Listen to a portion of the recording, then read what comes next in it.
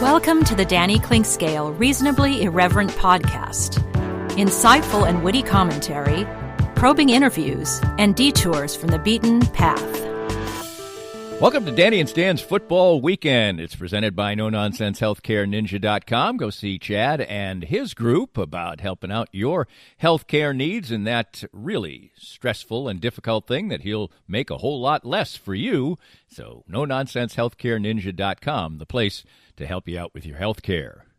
We've had an interesting weekend of football to talk about, to say the least, and all kinds of emotions all around the board, and maybe all those balled up into one in the Chiefs game, which in many ways was about as spectacular a show as you could put on by the Kansas City Chiefs. But in the end, they still had to make some plays right at the end to even win the football game. So kind of an interesting dichotomy of issues with the Kansas City Chiefs. And certainly in college football, that's the case as well. Missouri wins so handily that the only storyline is basically about a female kicker who only got to have one kickoff because her team, Vanderbilt, was so inept, as Sarah Fuller made history by being the first woman to play in a Power 5 conference game, and Missouri was very, very impressive in a 41-0 victory, which resulted in Vanderbilt's coach getting fired today. So the coach killers of Missouri in action.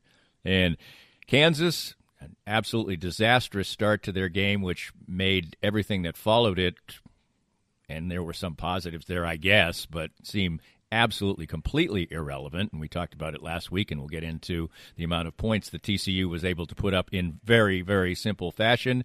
And disappointment, real disappointment for the second time in 3 weeks for a Kansas State team that played a really good game, just as they did a few weeks back, and came up just short. And now they have one last crack at making the season an even greater success. It already is somewhat of a success, but when you lose 4 straight games, there's obviously a tinge of disappointment.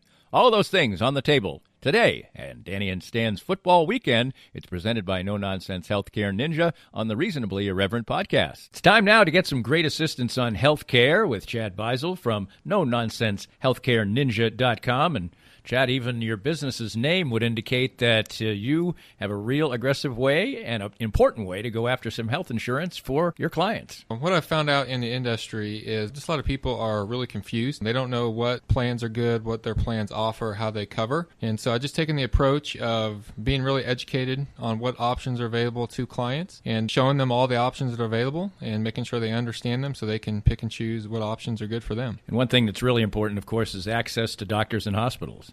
Absolutely. That's becoming a big issue for a lot of people. Some of the plans out there are going to restrict those clients to where they can and cannot go. So if you live just outside the Kansas City metro, some of the counties outside, you may not be able to go to some of the hospitals up here in the Kansas City area. So making sure that you have a plan that's got doctors and hospitals and places you want to go is really, really important today. Learn more by visiting NoNonsenseHealthCareNinja.com and let Chad help you. Cinematic Visions has been an affordable solution for professional media production in Kansas City since 2003, offering award-winning video production and creation, as well as a wide array of digital and social media management services. From planning, scripting, filming, editing, and post-production, to delivering your product to a watching world, Cinematic Visions will provide professional and affordable services for you and your business with the necessary return on investment to make it all worthwhile. Cinematic Vision's goal is to unlock the power of storytelling through video and a strong online presence for your company. Beyond the numbers, they want to inspire and evoke your clients to feel and act. Let my friends at Cinematic Visions embed your brand where it belongs, in your customers' minds. You can find them online at cinematicvisions.com or with a quick phone call at 816-600-6300. I'm here with Tim Emerson, the owner of Emerson & Company. And Tim, give us an idea of the range of services that you provide from Emerson & Company. At Emerson & Company, we do credit card processing, payroll services. We do bookkeeping, merchant accounts like point-of-sale systems. What would you say differentiates you from other companies in the field, and what makes you special? I think what makes us unique is that we're a small local business making regional decisions on companies. We create a profile for the business and then put it out to our different vendors in a very competitive environment and tailor those needs to the specific business, which usually ends up in a great fit or great result for the company. And, of course, the idea really is to save money, right? Save money, and actually sometimes I'm surprised where actually a solution that may cost a little bit more ultimately does save money, but we're not conditioned to think like that sometimes. Emerson and Company. Check them out at emerson-co.com or call them at 816-360-9092. Firsthand, I have enjoyed the benefits of the CBD products from Canaway. My back feels better and better these days, as a major part of my routine are the pain-relieving salve and the Pure Gold oil. And recently I had the pleasure of a treatment session using the Canaway CBD in conjunction with the Microlight 830 cold laser. The non-invasive treatment session worked wonders, and I could barely tell I was even being touched. TML 830 is the first 3B cold laser to get FDA approval, and in addition, the combination treatment with CBD is patent pending. The new Smart Laser is the only hands-free cold laser in the world and is used by athletic trainers, chiropractors, MDs, physical therapists, and veterinarians everywhere. You can learn more about all the great benefits from the complete line of Canaway CBD products by contacting my friend Sherry McCants at 515-208-6312. That's 515-208-6312 to get outstanding information about Canaway. If you'd like to join these and other great sponsors and market your business to a growing and engaged audience, contact us at danny@dannyclinkscale.com. Look forward to hearing from you. Stan, let's start off with the Kansas City Chiefs, and I guess a good way to describe the way things have gone over the last month or so for the Chiefs is that they're a truly outstanding football team, probably the best in the NFL, even though they don't have the best record right now, but they've become a bad bet. As, once again, they didn't cover again yesterday in a game where it looked like it was just going to be a carnival from start to finish. Tyreek Hill was coming close to records after the first quarter. The Chiefs were breezing along. They're up 17-0, but then the rest of the way they didn't really do much on offense, and in the fourth quarter the defense led up. Very, very complicated game to analyze. In the end, the Chiefs are showing spectacular things. They're showing why they're great. They're showing why they've only lost one game, but there are enough little flies in the ointment to cause discussion. They're as if they want to increase the ratings or something. I tweeted that out towards the end of the game. Are the Chiefs either trying to keep the football fans engaged and still watching, or are they trying to piss off all the people who want to see 60 Minutes on time? Well, Jim Nantz was trying to play it as professional as possible, but kind of gave in to, wow, the Chiefs are taking care of this. Tony Romo, basically, if you listen, was just rooting for the Bucs to come back to make it interesting because he thought the Chiefs had rolled them and game was over. And I know if you're a hardcore Chiefs fan, you're probably upset because usually the announcers they think are against every home team or right. Every listening audience thinks, oh, he's rooting for the other team, which isn't the case at all. I'm more objective and neutral, and I listen to a ton of games, Danny, and I'm sitting there going, yeah, he's rooting for him, but he's only rooting for the ratings. He's rooting for a good game. They went in hyping this up as the game that they wanted to see all year long. Starting when the schedules came out, Tony Romo and Nantz were talking to each other, texting, whatever, saying this is the game, and all of a sudden the Chiefs are ahead 17-0, and it is easy for the Chiefs to go up and down the field, and the Bucs are having a big problem getting a first down. So it was kind of funny for about a quarter and a half, 2 quarters. They were just kind of subtly rooting for the Buccaneers. Then it turned back into a game again. So the Chiefs have been great for ratings. I mean, how can you turn this off? They're the most fun team to watch. The Raiders fight like crazy and play an elite-level game against them and have no juice left, nothing. They get wiped out by the Falcons, and the Ravens have no answer. They gave everything to that Chiefs game. That's part of the elite play that the Chiefs have, the rivalry, the team in your division, all those things. And the Raiders don't play with that consistent level. So here we go again. The Panthers, same thing. They played out of their minds against the Chiefs. The Bucs, you don't know what you're going to get from quarter to quarter with the Buccaneers on their offensive side. Doesn't seem like they're in sync with all the players. They have some weapons. So at the end of the day, you're surprised it ends up being close because it looks so easy for Kansas City at the first part. But I think we're seeing that the Chiefs defense really needs Tyrann Mathieu to spark. And if you watch the game, I wish you were over, Danny. I was thinking about you. And when I don't see him in the picture and making plays, it just seems like you can move the ball against the Chiefs. Then when he shows up, hate to make it that simple, but you try to make it simple when you analyze these things to make it understandable. When he shows up, good stuff happens. How about when he's in the backfield right there with Tom Brady, guess what? Turns into an interception. I mean, as soon as he gets in the area, usually good things happen. And there were a couple moments in the game where he was around making a couple of plays. There was a pass over the middle when the Chiefs blitzed, and it looked like the Buccaneers had exactly what they wanted, and all of a sudden Tyrann Mathieu comes up, cleans up the tackle, says, yeah, it was a good play, but you're going to stop right here at the 15. We're not going to let you get in the end zone. So I think the Chiefs have some defensive issues. I don't think their pass rush is lethal right now. Chris Jones makes his push once in a while, but Frank Clark is very inconsistent, almost a non-factor for much of the game. So they're not getting pressure on the quarterback, and their run defense is not great. So you can move the ball against them. It took a lot of patience for the Buccaneers to get back in the ball game, but we can break down where you think the issues are with the Chiefs, but I think there are some defensive issues. The one thing I'll note before we get too far into that, Danny, because I'm interested in what your questions are, I stated to you and also on the morning show on WHB last Friday about the Buccaneers in that first of all, for the Buccaneers, you're not going to run against them.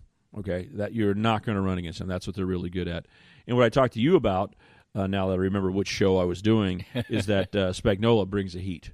And even Romo was surprised that one time when he only rushed 3 late in the game. But did you see how many times they brought the heat? I mean, they are not sitting back. If you don't like conservative football, and I know a lot of fans are saying, I can't believe that so-and-so was so conservative at the end of the game. If you're going to run down that path and criticize coaches, you don't get a chance to do that with the Chiefs because Spagnuolo brings more and more people and goes for it and may leave some openings down the field, which they did. Think about the plays for Tampa Bay, 48, 44, 37, and 31 yards. Again, he said we're going to try to make something happen, and when it doesn't work, there were receivers open downfield. That's a trade-off. And then obviously Andy Reid, at the end when everyone knows you need to run, and then punt, run out the clock till 20 seconds or 30 seconds, he throws on 2 or 3 downs.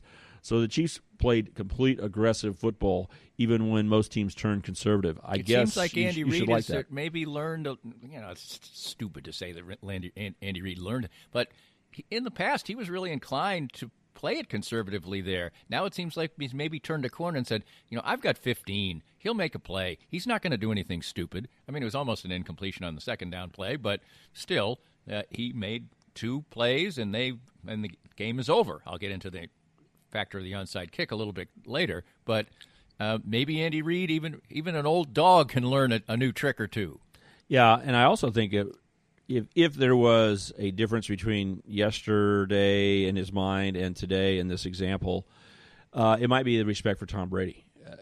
Maybe there's not very many quarterbacks on the other side that he goes, they actually could be down here kicking a field goal with only 20 seconds or 40 seconds or whatever it was going to be. But it is amazing how you can have complete confidence in a 4-minute situation of Patrick Mahomes. There was another pass play called, and he scrambled and made it look easy and picked up a first down. I mean, it's incredible what he's doing. And if you're into winning plays or what the great teams are about and the great players, then rather than feeling any disappointment, because I think there's waves back and forth from, I'm disappointed in the Chiefs and some of the things. But if you like winning plays, man, you got to love the Chiefs, because when it's time to go make a play, it doesn't seem like it's any big deal. You want to drive down the field against the Raiders and score a touchdown? Okay, I'll do that. You need to run out the last 4 minutes, even with pass plays called? I'll go do that as well. It's amazing how Patrick Mahomes is able to make winning plays. But they've made it fun. It's been super entertaining the last 3 weeks. And if you're a Chiefs fan, you're like, I don't want super entertainment. We're better. We had double-digit leads. Let's just keep rolling. Let's do a couple things about the Bucs. First of all, the narrative right now is that Bruce Arians is screwing up Tom Brady. That if Tom Brady was out there sort of calling his own game, playing the way that he really does, that the Bucs would be better. But you just pointed out they had 4 plays over 30 yards, and I think Brady looks like he's capable of throwing them. The interception that he threw, the worst one, was he was about to get hit. So, and he's a stationary object. You are going to be able to get to him if you do. But it seems like when he's relatively clean, he's still capable of going deep. Where do you fall on this? Do you think Arians should be leaning more towards the Tom Brady style that he always used the last few years, which was more short stuff? Of course, his receivers sort of screamed out that that's the way he should play. Or should Arians play the way he likes to play, which is no risk it, no biscuit?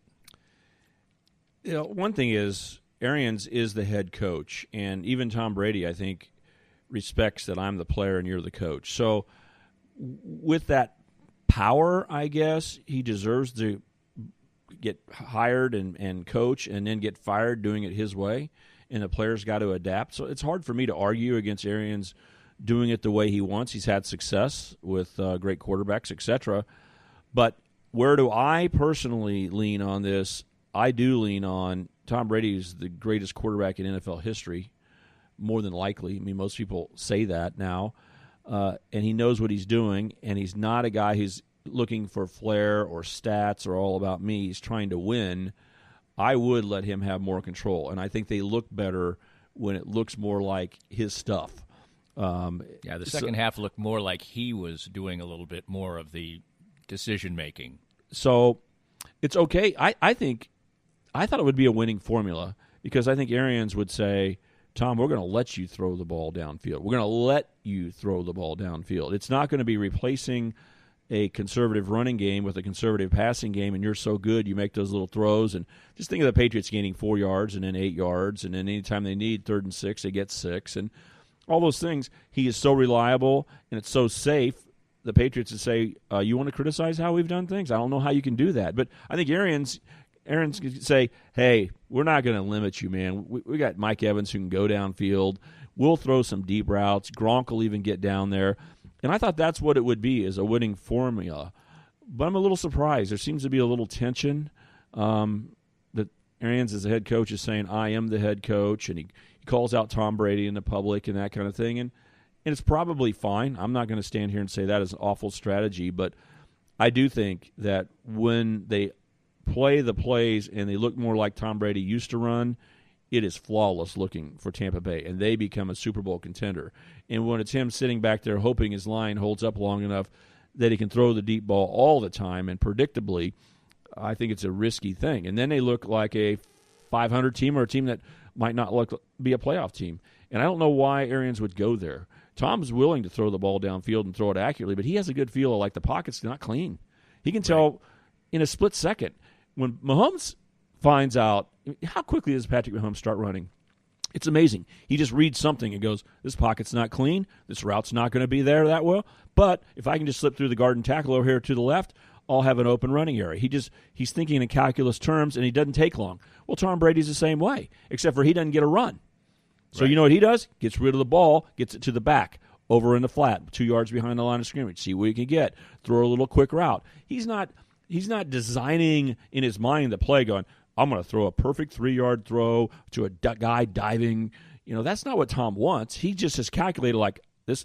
The pocket's going to be bad here. Let's get rid of it. And with Arians, he's got 4 vertical and no one in the flat. And it's like, I'm dead. And then Tom's done a bad job of saying, I'm not going to get hit. I'm going to throw the ball up for grabs. And he shouldn't do that. He's got to just send it in the second row of the stands. If he doesn't think, instead of, like he was mad, I think it was the play I was talking about, and now you started talking about, is he threw the ball deep down the left sideline, ended up being an interception, and I think that was when Tyrann Mathieu was blitzing him and got on him. Mathieu makes a big play, but he can airmail that thing out of bounds rather than he was mad at his receiver, like, why don't you make a play? Incomplete or nothing. When I throw you a ball one-on-one, knock it down. Don't let the defender catch it. That's what he would have been. That's what he was seeing with the New England Patriots. I'm sure they do drills where they do DB drills with the receivers to say, don't let an interception occur. And he's going, well, how did that happen? Well, actually, he threw the ball right in stride to the Chiefs defender. Bad play by Tom Brady. So I really think this is going to happen. I think Tom's going to have to adjust to Arians just because I think there's an ego there. He's the head coach. He wants it done his way. I think Tom's going to have to adjust and say, fine, but I still get to decide what I'm going to do with the ball. And I just gave you an example. Throw it out of bounds incomplete rather than up for grabs and live for another day. And sometimes Tom's living for another drive. When he walks off the field, that look on his face is not – you remember he used to be mad at the New England Patriots receivers? Right. Because they all were held to an accountable level that you better do it right, and if you don't, I can yell at you or the coaches. But with the Patriots, with the Buccaneers, he walks off and just says they weren't taught to do this, so how the coaches aren't going to yell at them. How can I be mad at them? But that's another series. And it's more like not just I'm going to reload to the next play. He has to reload to the next series and go, there goes another 3 and out. And, boy, you get 12 or 13 series a game. The Bucs are not very good on about 3 or 4 of them every game. And it doesn't need to be that way. I would lean toward Brady. I think he's earned the trust of the head coach adjusting to his style this year with respect. But I don't think Arians is there yet. The other aspect is, all right, you score, there's 4 minutes and 15 seconds to go. To me, I know it's a low risk, a low reward play, but you got an onside kick there. I don't understand. It just gives you one more little 15% chance of Patrick Mahomes not having the ball. Okay, are you going to lean on the fact that they lit you up for 560 yards in the game, or the handful of 3-and-outs you got? You're begging for the 3-and-out, but you're probably not going to get it, especially when all they need are first downs to burn the clock out. I don't understand that, because field position didn't matter there. It doesn't matter. I guess maybe he was thinking, what we don't want to do is give him a free field goal, then we got to score a touchdown. But what you're really trying to do is your best chance. Your best chance is not stopping Patrick Mahomes. Your best chance is not having Patrick Mahomes get the ball. Well, listen closely, fans. You don't get to hear this very often. I feel like I'm on a Sunday postgame show with Danny Clinkscale on Sports Radio 810, and I got to play the role of Jack Harry and the other side, because normally the things you say make so much sense to me, and I go, yeah, I'm tracking right with you, Danny, and it's at least 51-49, I think that, and usually it's 80-20, 90-10, 100-0. But now I feel like Jack Harry in postgame going, no, Danny, there's another way of doing this. So I have to tell you, Danny, I never thought about the onside kick in that situation, really? Not for 1 second. The Chiefs, okay, let's just go back and piece some things together. One thing you said is that it's almost a zero chance of getting an onside kick in the NFL now. So why would you do that? Especially when you know. Yeah, so why would you do that? Okay, that's the new modern way of saying it. But even thinking of old times, you also said Andy Reid is normally conservative in these situations. Now let's match that up with what I said on this show, that I said going into the game, the Chiefs can't run against the Bucs. They can't run. Patrick Mahomes can scramble, but they are not going to run. So when you kick it off, the Chiefs need to make probably 2 first downs to win the game, maybe 3. More than likely, and even Andy Reid's going to run the ball. So let's start him back at the 25 and say our best component, our run defense against your leanings. Get it? Okay? That's going to be – the Chiefs are going to punt. If they run 3 times, they're going to punt, in my opinion, with the odds. They were not going to get a first down against the Bucs, especially if they knew it was running. So now you go to the second stage and you go, well, Andy's going to adjust and throw the ball. He's going to put the ball in Patrick Mahomes' hands. Even then, you hope that one of the guys drops a ball or something, because an incomplete pass buys you 40 seconds. So, no, I never thought about the onside kick. Interesting. I would take the other side of the coin 100 times over. Field position doesn't matter, but all you need is a field goal, and if you stop them at the 30 rather than your 45-yard line, you pick up an extra 30 yards or so, which just think how valuable it was to the Panthers. Now, Tom Brady's not the Panthers, but with 40 seconds left or more, toward a minute, I don't care what yard line you're on. But when you get down around the 30-second mark and you're backed up, you're going to be possibly looking at that 60-yarder versus the 47-yarder. So I wouldn't do it for field position. That's not my play here, Danny, to say, oh, I got to have that field position. I'm not going to onside kick that football. But I think it's more about the strength of the Buccaneers' run defense, and it looked like finally you backed them in a corner. Finally, the Chiefs, with 4 minutes left, are going to have to think about running the ball, acting like they got Kareem Hunt, and they're going to play right into our hands. So with the Buccaneers, I thought it was the perfect strategy, and never questioned that they did that. So this is the first time I thought about that onside kick, Danny. So what else would Jack Harry say right now? Come on, Danny.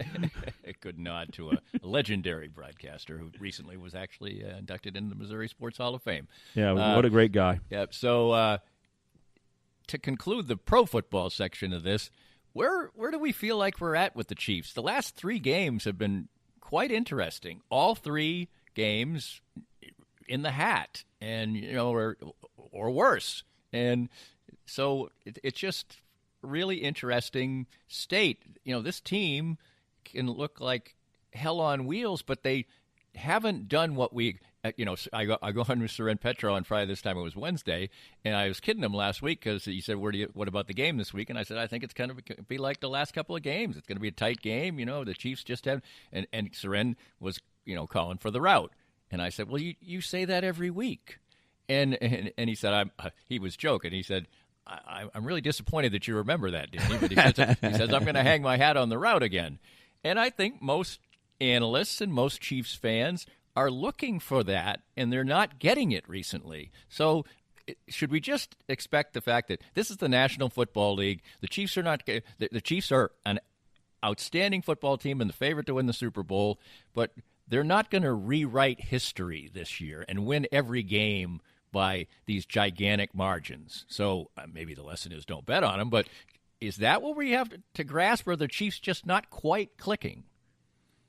Well, I think obviously you got to look over the NFL statement and say it's super hard to repeat. There have been plenty of teams that have won the Super Bowl and been the best team the next year.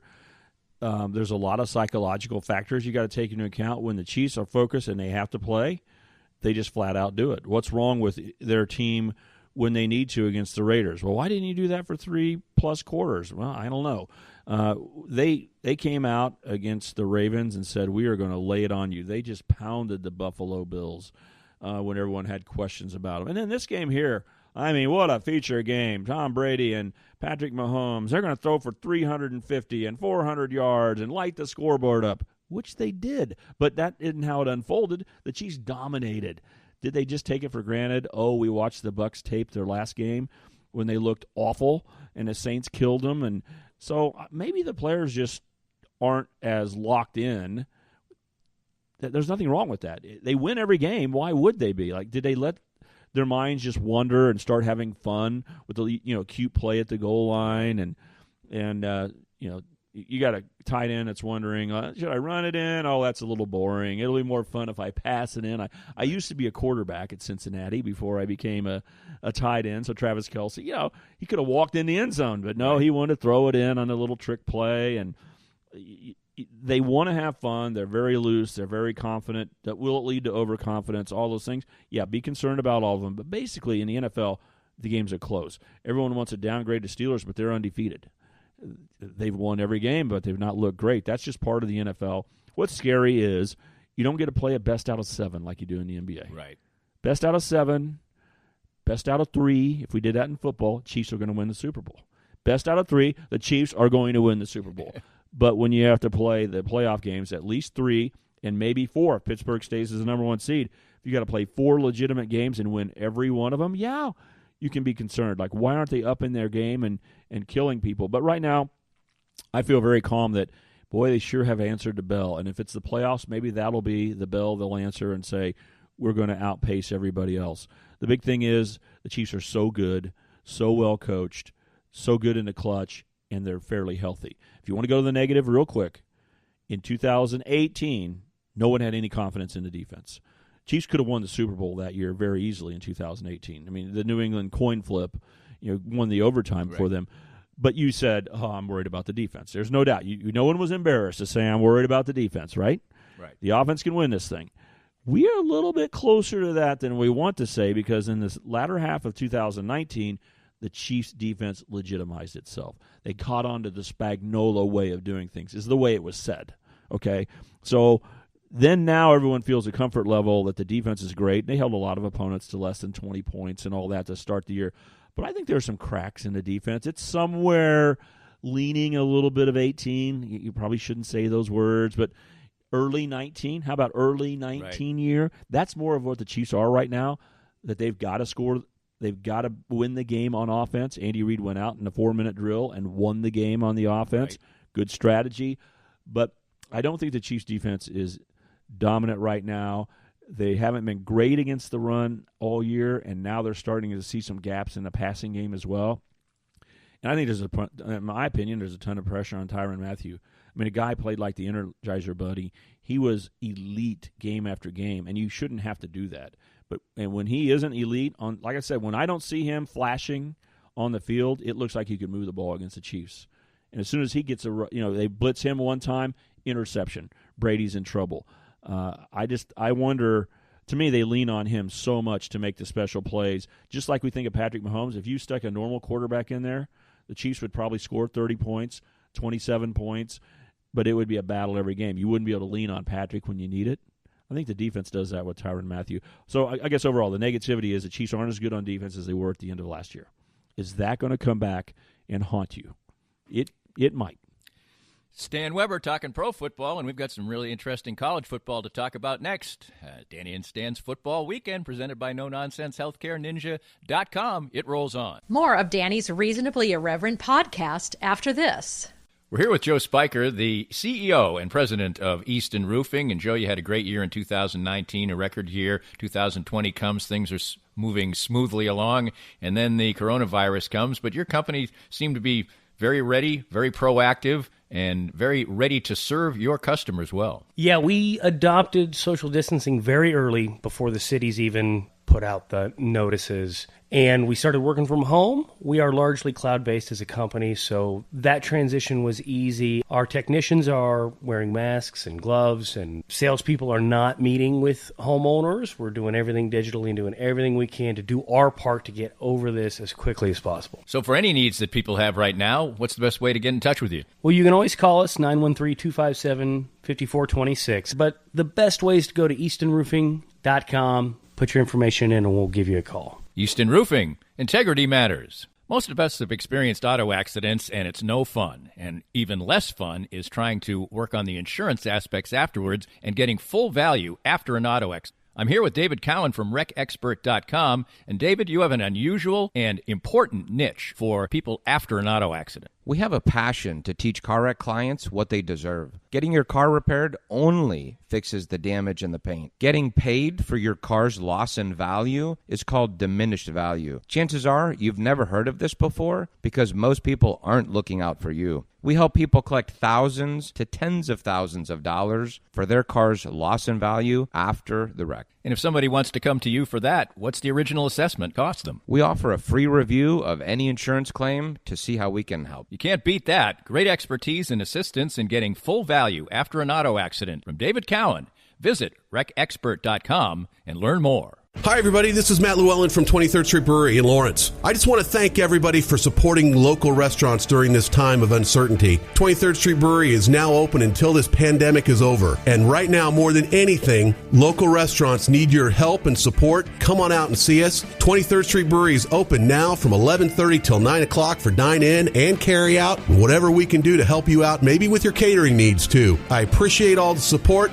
and thank you for continuing to shop local. It's time to visit once again with Dr. Brad Woodle of Advanced Sports and Family Chiropractic and Acupuncture. And Dr. Brad, your group has reached a significant milestone in receiving a prestigious award. Danny, we've been honored for the 10th year in a row to receive the 5-Star Service Award from Integrity Doctors. And what this means is that all of our offices throughout Kansas City have made sure to give people excellent chiropractic and acupuncture care, be on time, and do a very complete and thorough job, and have great responses back from patients. I know firsthand because I was just treated, for instance, today by you. You have a wide range of fantastic services. Absolutely. Chiropractic, acupuncture, physiotherapies, rehab, anything that you need to keep you well in bones, muscles, joints, and nerves. And I can't say how much it's benefited me in the time I've coming here. Upwards of 2 years, my back has improved 100%. And you can have that same kind of treatment too. For more information and your chance for a healthier way of life, visit asfca.com/Danny today. If you'd like to join these and other great sponsors and market your business to a growing and engaged audience, contact us at Danny@DannyKlinkScale.com. Look forward to hearing from you. Back with Stan, college football weekend was, as usual, a mixed bag. The only non-mixed bag we ever get locally in college football is a bad bag. That's when all the teams lose. Well, we didn't have that this time around. We had a rout. We had a tight one that unfortunately didn't go the way of the Cats, and then we had a rout on the other side. Let's start and get the rout on the other side out of the way.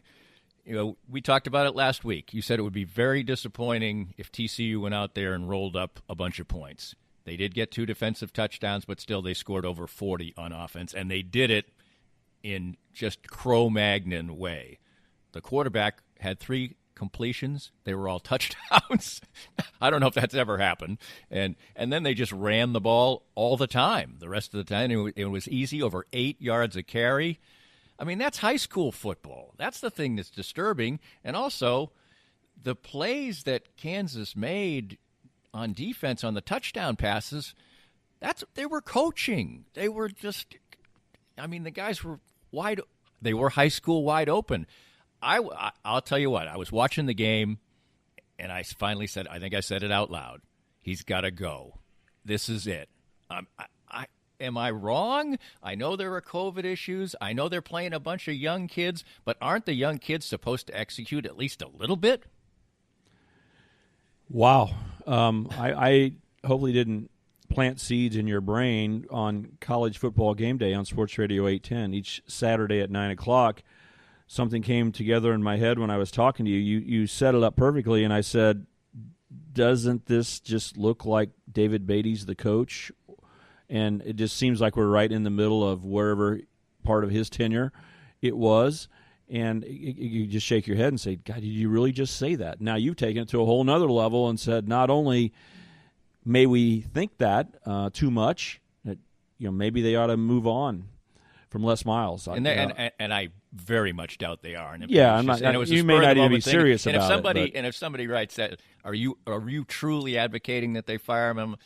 Well, no, not really, but I'm not far away. I'll say that. And you're watching stuff like that. I sped through the rest of the game on VCR. I mean DVR. I was on live, but I stopped watching live. I said I can't watch any more of this. And then the next day, the general narrative was, hey, there were some nice things there. They had a running back go for 100 yards, another guy, and young guys were playing on the offensive line, and so on and so on. But I don't know if that matters because the other team now is not engaged. I can't take any positives once you start out 31-0 down.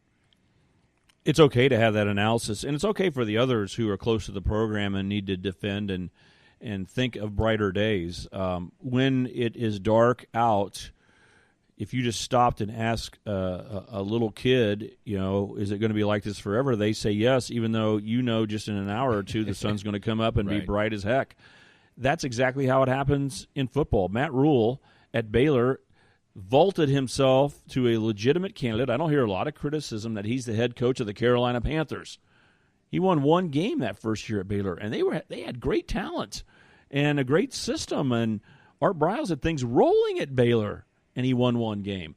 But there was a belief like, no, we are changing things, and it's going in the right direction. So we got to be very careful because those who say the sun's going to come up sometimes are very accurate, and you've got to look for those things. Right. And he has had a group of young, true freshman players really show some sparks.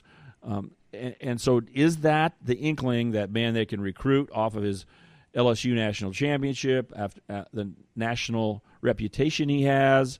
Are they going to do those things? And we're going to get things going, and the last thing you need to do is switch again? I mean, all those things hold a lot of water. Right. This is a COVID year.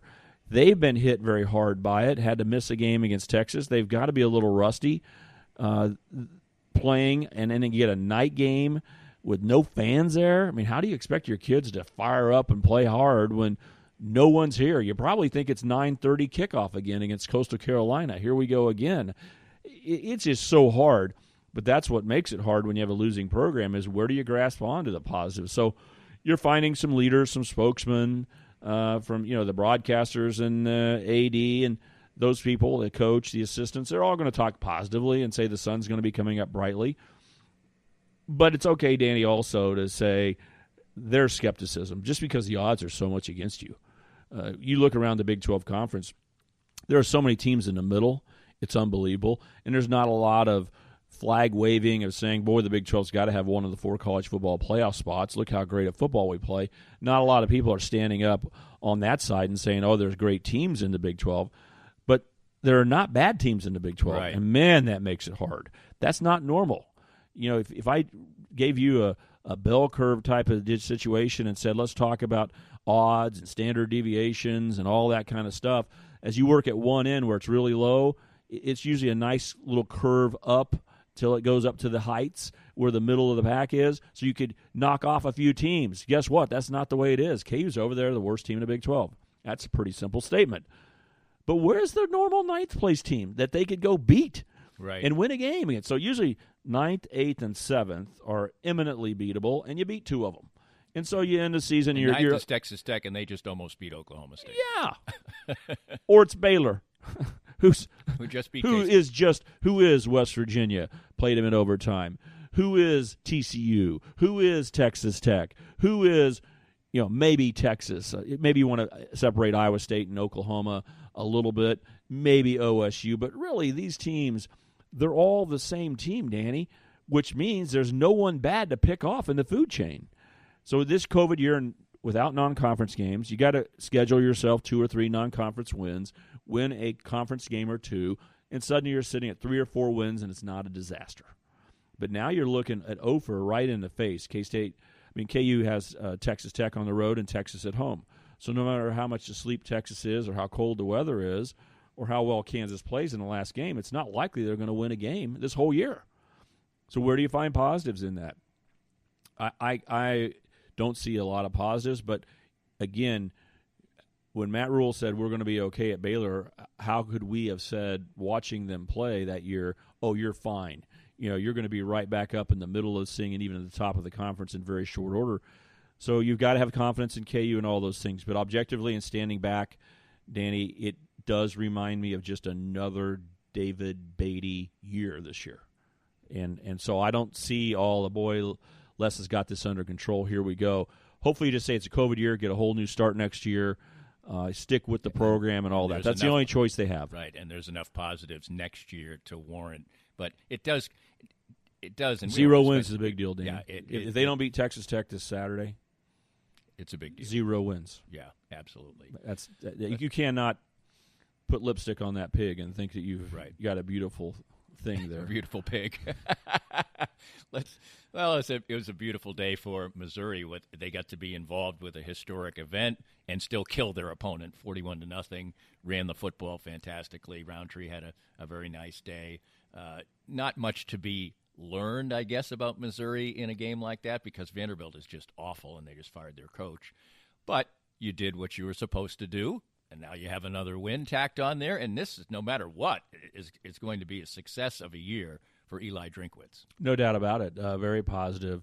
And to become predictable is nice. It is nice to know that we're going to play to this level, and when you evaluate your opponent, that they're going to have to achieve a certain level to even have a chance to beat you. And I think that's impressive. The physicality that they're starting to play with reminds you of the Gary Pinkel teams. You want that. Eli Drinkwitz is going to bring a little more flair, offensive mindedness, aggressiveness, analytics, modern mentality. Those are the positives we jumped on. He has great presentation to the media, to the public.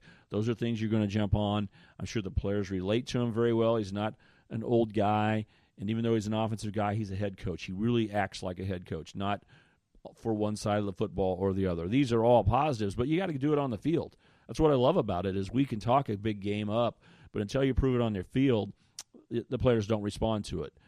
To have this, to just say we can not only out-physical Kentucky and beat them at their own game and just take the life away from South Carolina and say you don't have a chance to beat us, and then you start, well, what about complacency and consistency? Say, no. We're going to play a level of football every week. We're going to have a certain level of concentration and a physical style, being able to run the football, play good defense, that we are going to be counted on to play at this level is awesome. I mean, this is a great step forward. It was only a couple weeks ago that I said, I don't think I have my arms around this Missouri team. There's too many starts and stops and COVID issues. And then, heck, you're playing Alabama. How do you evaluate that game? But here we go. I think we got our arms around. You just said it well. This is a very strong season. Now we got to look at the upside and start counting things that matter, and that is beating is Arkansas a rival or not? I don't know. Missouri fans, speak up right now. If you're listening, I don't know if you think this is a rivalry or not. I think you kind of laugh at it because you beat Arkansas almost every year. But here we go. This is a legitimate opponent. You don't want to let them off the mat. That food chain stuff. Wherever Arkansas is, they've been below you, but they're improved. Make sure that they're not at your level. You look at the SEC standings in the East right now, Danny, and it's very, very impressive and stark. You got Florida and Georgia up there and look like they are playing at a level that talks about top 10, national championship, and then you look next, and there is no middle of the pack. It's Missouri. And then it is impressive to go down and go, oh, no, they're better than South Carolina. They're better than Tennessee. And you just go, right, they're better than Vanderbilt, but not Kentucky. Oh, Kentucky finds a way to beat us. Nope, not with Eli Drinkwitz here. Wow, to just start the year. Why wouldn't we start 2021 when we get into? Why wouldn't you start with Missouri's going to be at worst third in an SEC division? That's impressive. So to now for me to say that confidently, that predictably, they are the best team, the third best team in the East, the best of the others without a doubt, is very good. Now don't let Arkansas, throw water on your fire. You got a nice fire being burnt here. This game's exciting. I mean, I'm really excited for the game. I was hoping to see the game last week. Didn't, but Arkansas is feisty, well coached, got a little burr underneath their saddle. Barry Odom factor. Right. And those players at Arkansas are going to respond to it. It should be an even game. Man, what a giant win it'll be. Rather than, here comes Arkansas. The last few years, since Brett Bielema's left and everything, and even in his last year, things were such a mess. You got the funding department fighting in the lawsuits with Bielema now. I mean, Arkansas has not had things rolling in the right direction. So when you beat them on the Friday after Thanksgiving the last few years, you go, yeah, whatever. Missouri even played bad in some of those games. And, Missouri's only up by 13. Wow. Man, they sucked today. Yeah, they didn't play well last year. I mean, I'm watching the game going, this isn't even competitive. Missouri's just lackadaisical, and still there's no chance Arkansas is going to pull off the upset. But now we got a legitimate Arkansas team, a legitimate Missouri team. Can't wait to see this game. It'll be one of the feature ones for me, and a real statement again. There's something to lose now. I think you do not want to create the doubt with the momentum you have. So there is some pressure, real pressure on Missouri, but it's enough of a competitive game that I'm going to stand back as an objective person and go, no, it's no disaster if they lose to Arkansas. It's going to be good college football. And the positive is a winning streak to end this year and rolling into a bowl game with that kind of confidence. I am very happy to say for Missouri fans, I don't know if it means anything to them because they may say, I want to win a division. We're not that much different than Georgia and Florida. But I think in the food chain, separating from the other ones and saying we are the third best team is a big statement. And I guess it says everything about Vanderbilt football right now that they have this historic day. Sarah Fuller goes out there, and they can't even get her an extra point or a field goal attempt. I mean, I wanted to see a 37-yard field goal. Yeah, just get down close to the 10. All she had, a squib kick, but still it was a neat moment. Eli Drinkwitz has daughters. He went over and said what a great accomplishment he thought it was. So it was a feel-good day on a feel-bad day for Vanderbilt.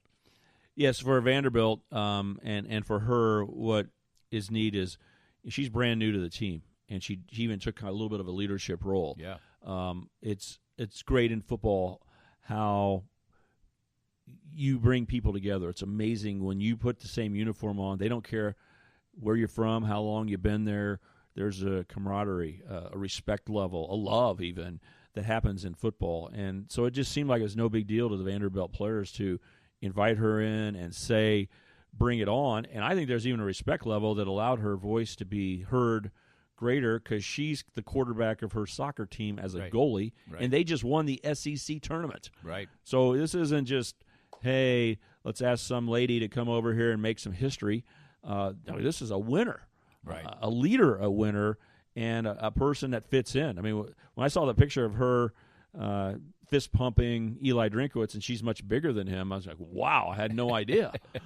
So it just legitimizes that, hey, she's physically able to be out there on the field. Yeah, she said at halftime she used her goalkeeper voice when she spoke to the team because the goalkeeper is the leader of a team and talks a lot during the yells course. Out a lot of stuff from what are they 50 yards away sometimes, 40 yards away, where you're getting your defenders in the right position and setting. I don't know that much about soccer. Am I saying this right, Danny? Yes, you are. You are indeed. But I thought that was great, and she was a legitimate kicker. It wasn't just a tokenism to be nice. But it is a total embarrassment to Vanderbilt that that's the story. Not because she's there, but I talked about it on our show on Saturday. Their de-emphasizing of sports is either appropriate that sports has gotten completely out of control. If you want, I know a lot of people, Danny, who are even in the business of academics and universities, big time, who often are talking to me about what the hell are we doing? The tail's wagging the dog. How can the coaches be paid this much money? Not just the head coach making multi-millions, but how about the coordinators? Right. Making $600,000 like it's no big deal. So if that's Vanderbilt's play for the best of society and say football needs to be changed and all of that, fine. But they're about the only voice I've heard even mentioning it. You can say it's because of COVID. I don't care what it is. It is it's not consistent with the conference they're in. They're in the SEC. Yeah. If you want to, you just join the. I can very much listen to people who think that me too. No sports problem. is completely out of whack. But if you are, don't be in the SEC. Go join the Colonial Athletic Association or something like that, and become an independent where the schools are something or like that, and then go play Ivy League teams or whatever. I don't know. I have no problem with that. Yeah. But they fire Coach Mason.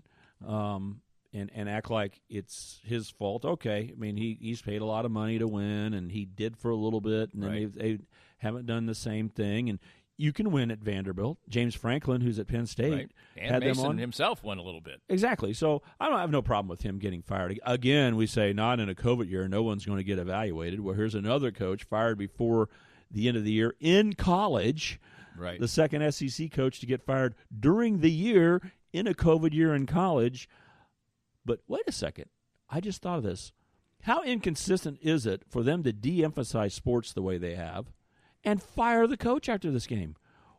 What's up, Danny? Why wouldn't he let him coach the rest of the year? Right. If you can't have it both ways. Right. They treat him like he's an SEC school coach, not doing it in football.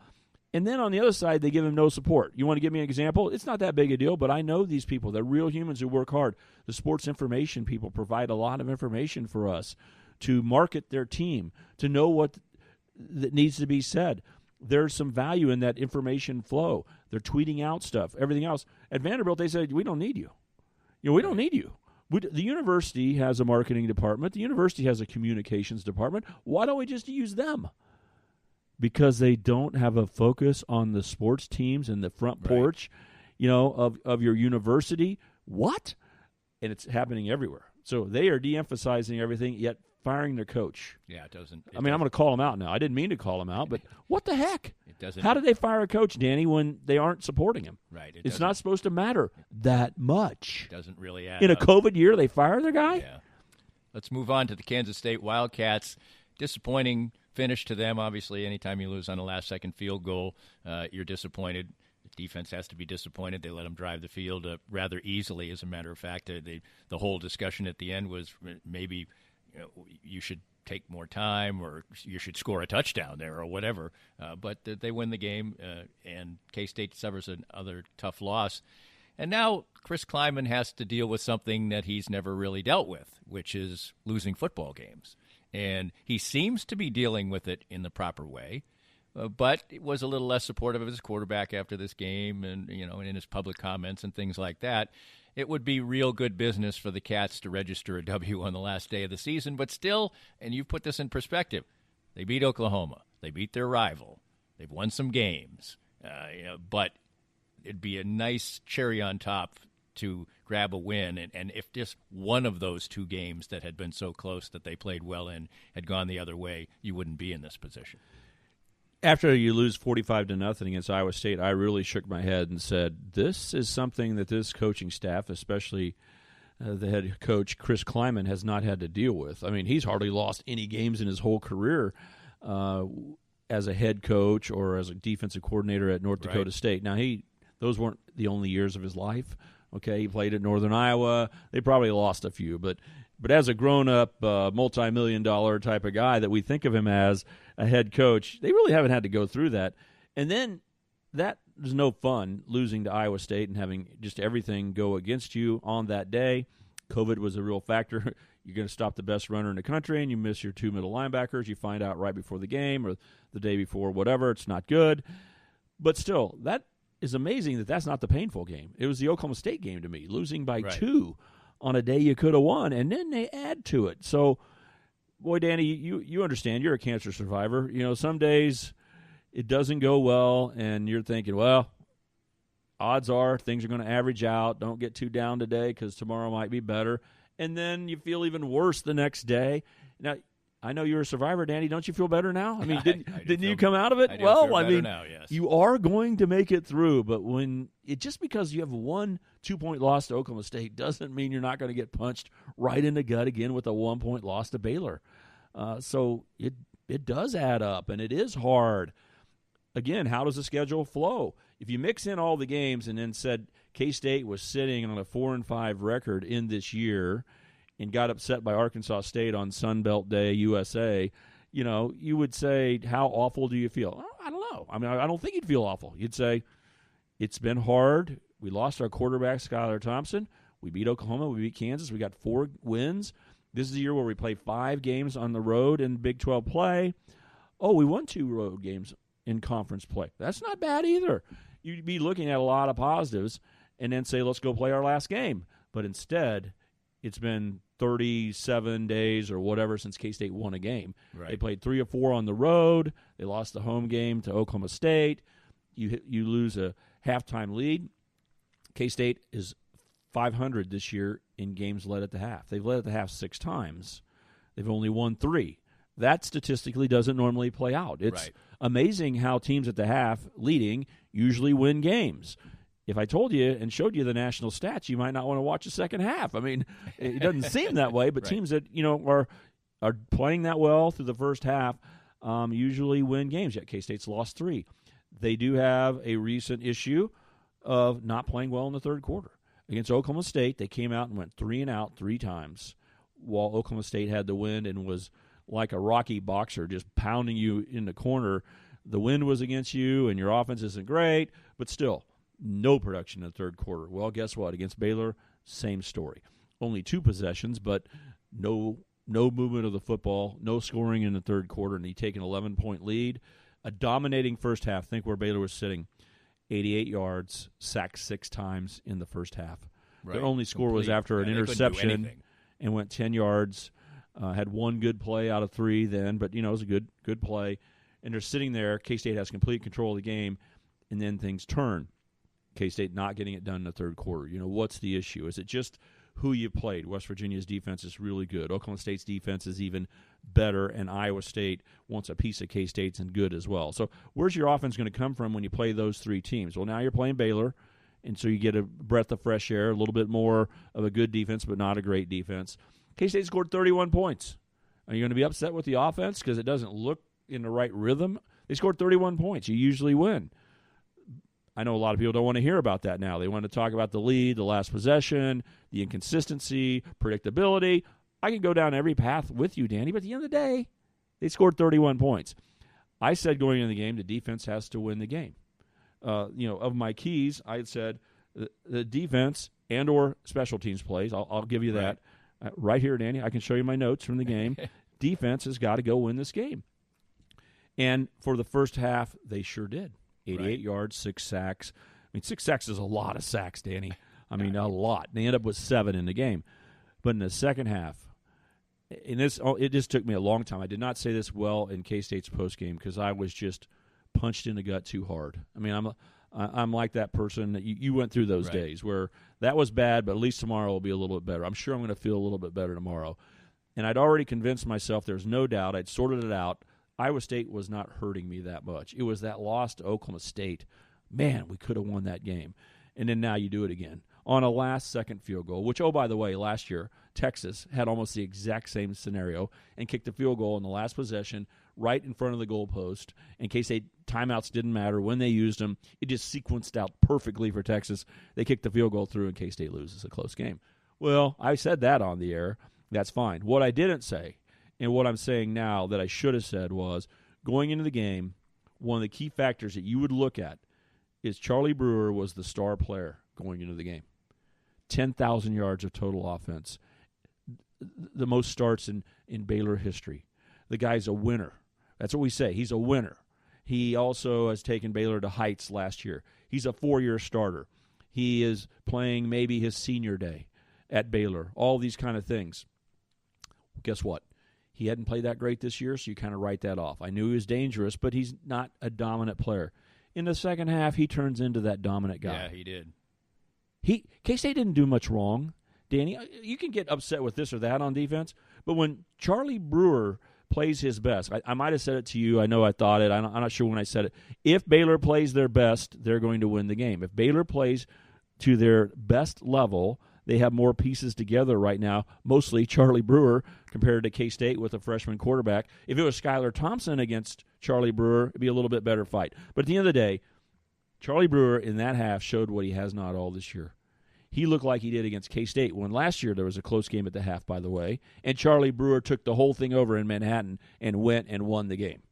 He put the game on his shoulders, and he did it again. What makes me upset almost more is why? Are you kidding me? He was not the same guy in the second half as he was the first. Right. K-State was the better team with him playing like he did in 2020. Why did we get to see for one half him turn into, when Tom Brady turned it on in the second half, that's Tom Brady. In the Chiefs game, that's fine. When they were getting killed, you could say maybe Tom Brady will bring him back like he did in the Super Bowl or something. Charlie Brewer, we saw Charlie Brewer 2018-2019 version, and there's basically nothing K-State could do. 5 scores in 6 drives, 332 yards in the second half alone, and just dictated to K-State. If he needed to run, he ran. He threw the ball down the middle, threw all the accurate throws. It was raining too, Danny. It wasn't nice. And then they have a bad snap. The snapper snaps it over his head. They're scrambling. This is a big play. Guess what he does? Runs over, scoops it up, and like he's Patrick Mahomes, finds his running back 5 yards away or so, underhands it to him, and he runs for 8 yards. So instead of losing a ton and probably having to punt, they get a positive play. One of the biggest plays in the game that most people won't think about is they had a 3rd and 3, and they're near midfield. K-State's still in the lead, probably a 9-point lead at that time. They run option to the left. K-State defends it so well that he doesn't stop or pitch it. He turns around and runs the other direction. I mean, he's dead. And he circles his way, jumps over linemen, kind of maneuvers his way to the right side of the field, and before they could shove him out of bounds, he somehow made it when he was at the left hash. He ended up being on the right side of the field, reaching the football out, and picked up a first down. He got all 3 yards. That should have been a 0-yard run. The Baylor coaches didn't call the right play. K-State did everything you can imagine, except for, where's the backside help? Oh, wait a second. There's no backside help against the option to the left. So, really, to me, the headlines are as we have the week unfold, Danny. We can be internally looking about K-State in a million ways, and it's all appropriate. But they lost this game against Baylor because Charlie Brewer played great and beat the K-State defense. End of story. If he doesn't do that, if he plays anywhere near his normal game, K-State wins by 10, and they're feeling very good about themselves with 5 conference wins. Why does this happen? Danny, you're a deep thinker. You're a cancer survivor. Why does this crap happen? I mean, I care about football too much. I'm acting like it's cancer. But you know what I'm saying? Well, all the pain that's being felt and all the questions and criticisms and, every fan who's into it's on Twitter and saying this or that, what's wrong with their football team, at some point I just got to raise my hands up and go, why did the schedule sequence this way? Why did Brewer play great on that day? And somehow, we talked about KU, saying, is the sun going to come up? Well, guess what? K-State ought to be really more well-equipped to do that. And you've got to do that. Because if, and I'm not getting cocky here, but if you beat Texas on Saturday, you look back on this season and you go, now what were we thinking a week or two ago? What were our gripes? 5 conference wins, beating Texas, Oklahoma, and KU all in the same year with all the issues they've had? I'll hand it to K-State. I'm not making a political statement at all, Danny, of who is right and wrong about COVID, because I don't know. I have no idea what the right answer is. I mean, I don't. But I credit them for just saying we're playing the game. Right. I mean, when I found out Friday night that on Friday morning the tests were that the 2 starting guards for K-State were unable to play because of COVID. They didn't find out until right before they got on the plane. The 2 starting offensive guards for K-State weren't playing. And, oh, by the way, the 2 starting linebackers couldn't play against Iowa State, also weren't available. I mean, who wouldn't be throwing up their hands around the country and going, we might want to wait a few weeks to play the game? You didn't hear a peep out of K-State. I'm just saying that attitude deserves a little bit of thought. I'm not saying who's right, who's wrong, but K-State showed up and played and did the best they could and end up with a loss. Right. But, man, they didn't say it's because of all these other reasons. So they're fighting a lot more, not trying to make excuses. Everybody's fighting a lot right now. It's a hard situation, and it's hard when you haven't won for over a month, Danny. Yeah. I know. I do think a little bit about K-State. I do have I do ride with the emotions of K-State. You might be surprised. I'm not surprised at all. Emotions are a big part of football, a big part of this football weekend, and we always dive into it with a lot of emotion right here on Danny and Stan's Football Weekend. We hope you enjoyed the latest Danny Clinkscale Reasonably Irreverent podcast. Come back soon for something fresh and new. This podcast was made possible by our great sponsors like NoNonsenseHealthcareNinja.com, specializing in expert healthcare guidance and assistance for you.